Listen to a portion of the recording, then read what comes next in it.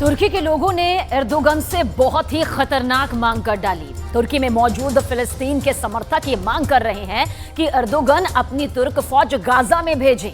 Gaza के हालात से एर्दोगन पहले ही बहुत दुखी है और अगर इसी तरह राजनीतिक दबाव उन पर बढ़ता रहा तो गाजा वर्ल्ड वॉर का ट्रिगर पॉइंट कभी भी बन सकता है।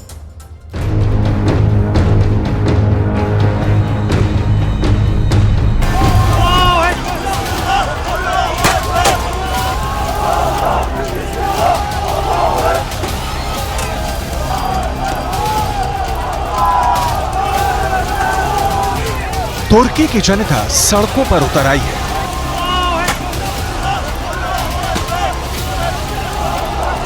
तुर्की के लोग इजरायल और अमेरिका के खिलाफ नारे लगा रहे हैं। अगर विरोध प्रदर्शन सिर्फ यहीं तक होता तो बाइडेन और नेतन्याहू को इससे कोई फर्क नहीं पड़ने वाला था, लेकिन तुर्की के नाराज लोग जो फिलिस्तीन के लिए नारे लगा रहे थे,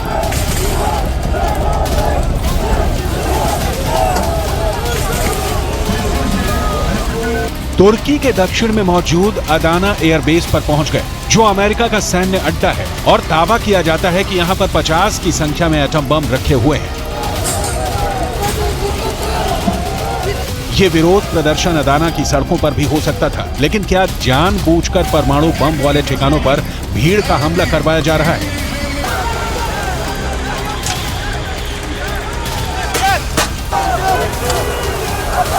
क्या रूस और ईरान मिलकर कोई बहुत बड़ी साजिश रच रहे हैं,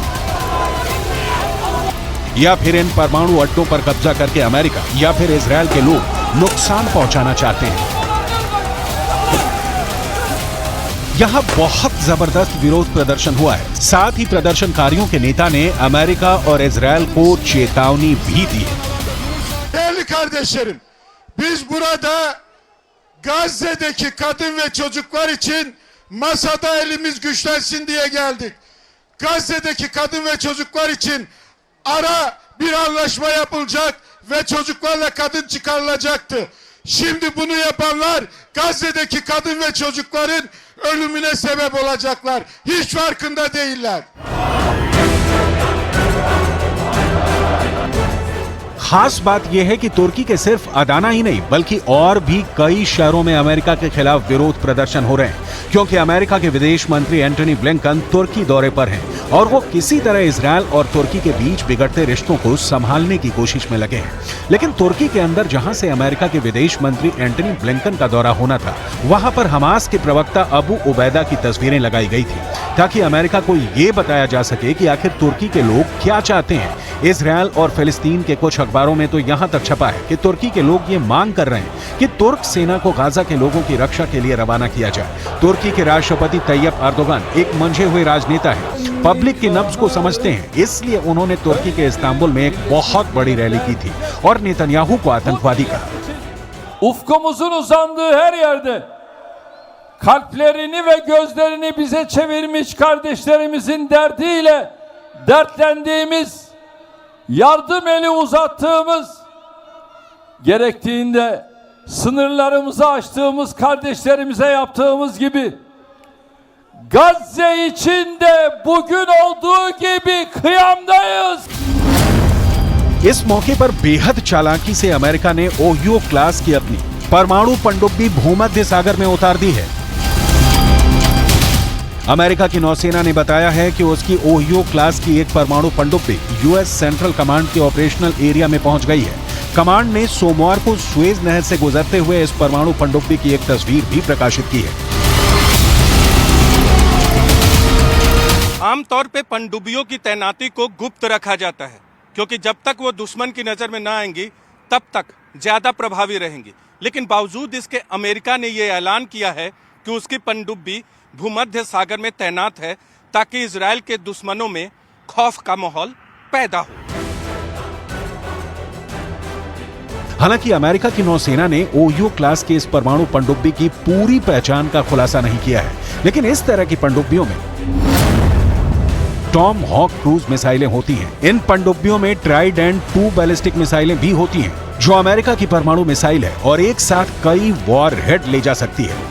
अमेरिका की ताकत को तुर्की के राष्ट्रपति एर्दोगन भी जानते हैं और समझते हैं, और तुर्की नाटो का सदस्य भी है। लेकिन गाजा में जो हो रहा है उससे तुर्की के राष्ट्रपति एर्दोगन काफी ज्यादा दुखी है।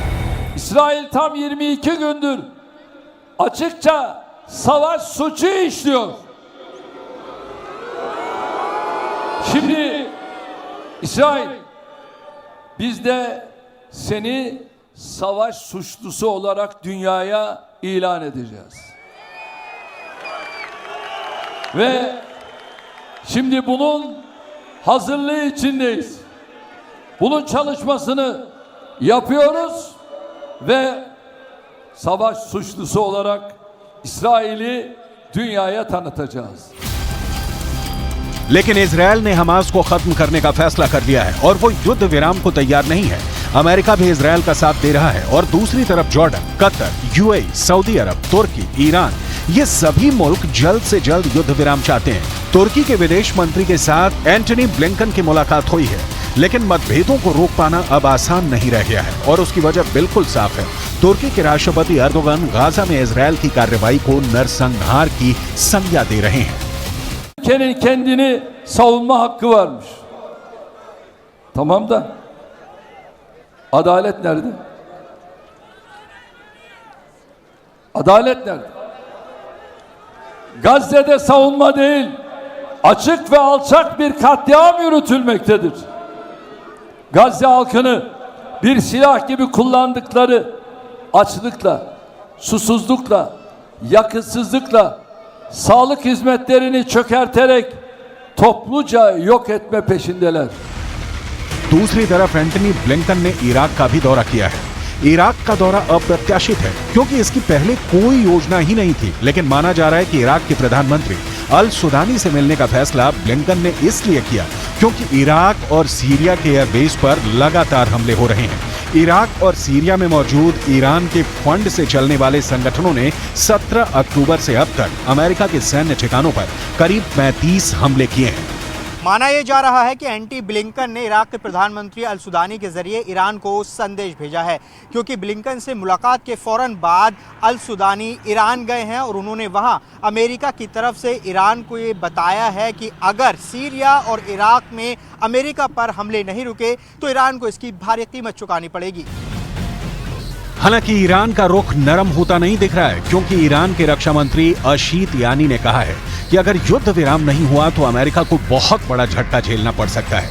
दूसरी तरफ इजरायल ने ये रणनीति बनाई है कि वो 7 अक्टूबर को हुए आतंकी हमले की तस्वीरें पूरी दुनिया को दिखाएगा ताकि उसके खिलाफ दुनिया में बन रहा माहौल कामयाब ना हो पाए। तुर्की के राष्ट्रपति इतने ज्यादा नाराज हैं कि उन्होंने अपना राजदूत भी इजरायल से बुला लिया है। तुर्की के विदेश मंत्रालय ने अपना राजदूत वापस बुलाते हुए ये कहा कि अब नेतन्याहू इस लायक नहीं कि उनसे बात की जाए। तुर्की के राष्ट्रपति के इन बयानों से समझा जा सकता है कि तुर्की के अंदर इस वक्त गाजा पर किस तरह की उथल-पुथल मची हुई है।